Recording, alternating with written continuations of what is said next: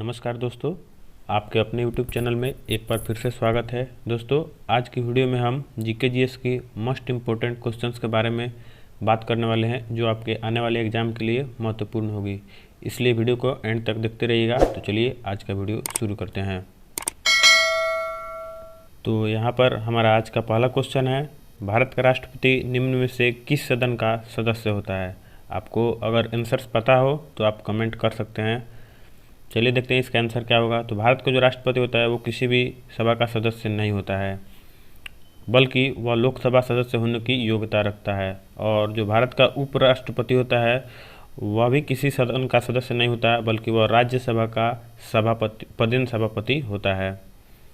अब आगे बढ़ते हैं दोस्तों। इसमें अगला क्वेश्चन है, वैदिक युग में राजा अपनी जनता से जो कर वसूलते थे यानी टैक्स वसूलते थे उसे क्या कहते थे? तो वैदिक युग में उस कर को बलि कहा जाता था, और जो व्यक्ति वह कर वसूलता था उसे विदथ कहा जाता था। जैसे अकबर के समय में जो टैक्स वसूला जाता था उसे मनसब कहा जाता था टैक्स प्रणाली को, और जो तहसीलदार था वह व्यक्ति क्या कहलाता था? तो मनसबदार कहलाता था। उसी प्रकार वैदिक युग में राजा जो अपनी जनता से कर वसूलता था उसे बलि कहा जाता था, और जो व्यक्ति वसूलता था उसे विदथ कहा जाता था। चलिए हम नेक्स्ट बढ़ते हैं अब आगे। इसमें तीसरा क्वेश्चन है, राष्ट्रपति द्वारा राज्यसभा के सदस्यों के नामांकन का नियम किस देश के संविधान से लिया गया है? तो राज्यसभा में जो सदस्यों का नामांकन का जो नियम है वो आयरलैंड के संविधान से लिया गया है। आयरलैंड के संविधान से यह लिया गया है। राष्ट्रपति राज्यसभा में 12 सदस्यों को मनोनीत कर सकता है। वहीं लोकसभा में बात करें तो वह लोकसभा में दो एंग्लो इंडियन सदस्यों को मनोनीत कर सकता है।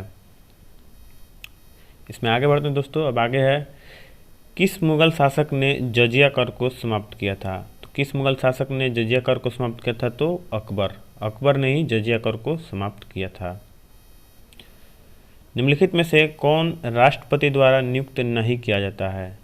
तो राष्ट्रपति द्वारा नियुक्त नहीं किया जाता है। आपके ऑप्शन है महान्यायवादी, महाधिवक्ता, राज्यपाल या नियंत्रक एवं महालेखा परीक्षक। इन चारों में से आपको बताना है कि कौन राष्ट्रपति द्वारा मनोनीत नहीं किया जाता है।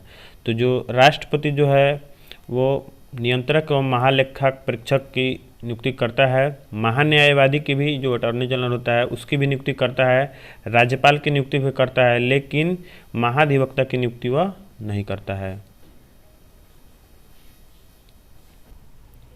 बल्कि महाधिवक्ता की नियुक्ति कौन करता है? तो यह राज्यपाल करता है। राष्ट्रपति इन तीनों की नियुक्ति करता है और महाधिवक्ता की नियुक्ति राज्यपाल करता है। तो आपका क्वेश्चन था राष्ट्रपति द्वारा नियुक्त नहीं किया जाता, तो नहीं किया जाता है तो इसका आंसर होगा महाधिवक्ता। इसमें आगे है, दिल्ली के किस सुल्तान की मृत्यु चौगान खेलते समय हुई थी? दिल्ली के किस सुल्तान की मृत्यु चौगान खेलते समय हुई थी? तो वह सुल्तान था कुतुबुद्दीन ऐबक। कुतुबुद्दीन ऐबक की मृत्यु घोड़े से गिर करके चौगान खेलते समय हुई थी। कुतुबुद्दीन ऐबक ने ही गुलाम वंश का स्थापना किया था। गुलाम वंश जो कि 1206 से 1290 ईस्वी तक चला था, 1290 ईस्वी तक चला था। और कुतुबुद्दीन ऐबक को ही लाख बख्श भी कहा जाता है। कुतुबुद्दीन ऐबक को ही लाख बख्श की उपाधि दिया गया था। ठीक है दोस्तों, अब आगे बढ़ते हैं।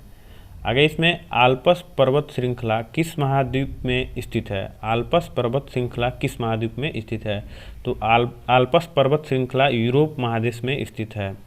अगर हम बात करें उत्तरी अमेरिका की पर्वत श्रृंखला की, तो यहाँ पे है रॉकी पर्वत श्रृंखला। दक्षिणी अमेरिका में कौन सा है? तो एंडीज पर्वत श्रृंखला। एंडीज पर्वत श्रृंखला यह सबसे बड़ी पर्वत श्रृंखला है। इसकी लंबाई लगभग 7000 किलोमीटर है। ठीक है दोस्तों, आगे इसमें प्रथम बौद्ध परिषद कहाँ आयोजित की गई थी? प्रथम बौद्ध परिषद कहाँ आयोजित की गई थी? तो इसका आयोजन राजगृह में किया गया था। 483 ईसा पूर्व में इसका आयोजन किया गया था। हॉर्नबिल फेस्टिवल, जिसे त्योहारों का त्यौहार भी कहा जाता है, किस राज्य में मनाया जाता है? हॉर्नबिल फेस्टिवल नागालैंड राज्य में मनाया जाता है, और इस फेस्टिवल को त्योहारों का त्यौहार भी कहा जाता है। हॉर्नबिल फेस्टिवल जो होता है यह दिसंबर के प्रथम सप्ताह में मनाया जाता है। अशोक के शिलालेखों की लिपि क्या है? अशोक के शिलालेखों की लिपि ब्राह्मणी है। ब्राह्मणी और खरोष्ठी दोनों याद रखिएगा दोस्तों, खरोष्ठी, ब्राह्मणी और खरोष्ठी अशोक के शिलालेखों की लिपि है। अगर अब से भाषा पूछा जाए अशोक के शिलालेखों की भाषा क्या है, तो इसकी भाषा है प्राकृत। इसकी भाषा क्या है? प्राकृत। और लिपि पूछा जाए तो ब्राह्मणी और खरोष्ठी। एक क्वेश्चन और आपसे पूछा जाता है, अशोक के शिलालेखों को पहली बार किसने पढ़ा था? तो पहली बार पढ़ा था इसने जेम्स प्रिंसेप ने। जेम्स प्रिंसेप वो पहला व्यक्ति था जिसने अशोक के शिलालेखों का पढ़ा था। फिर आगे इसमें नामदफा राष्ट्रीय उद्यान किस राज्य में स्थित है? नामदफा राष्ट्रीय उद्यान अरुणाचल प्रदेश में स्थित है।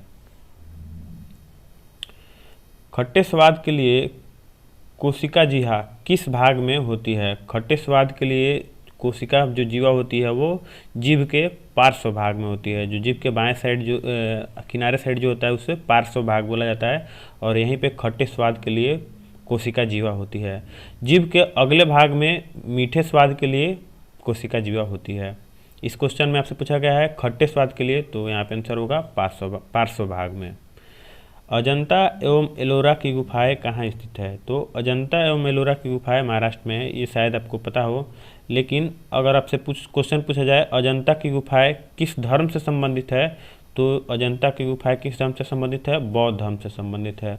वहीं अगर आपसे पूछा जाए एलोरा की गुफाएं किस धर्म से संबंधित है, तो यह बौद्ध और हिंदू धर्म से संबंधित है, और अजंता सिर्फ बौद्ध धर्म से संबंधित है। इसमें नेक्स्ट क्वेश्चन है दोस्तों, चीनी यात्री फाहियान किसके शासनकाल में भारत आया था? चीनी यात्री फाहियान फाहियान का पूछा जा रहा है, तो वह चंद्रगुप्त विक्रमादित्य के शासनकाल में भारत आया था। यह 399 ईस्वी में भारत आया था चंद्रगुप्त विक्रमादित्य के शासनकाल में। अगर हर्षवर्धन से पूछा जाए तो हर्षवर्धन के शासनकाल में कौन आया था?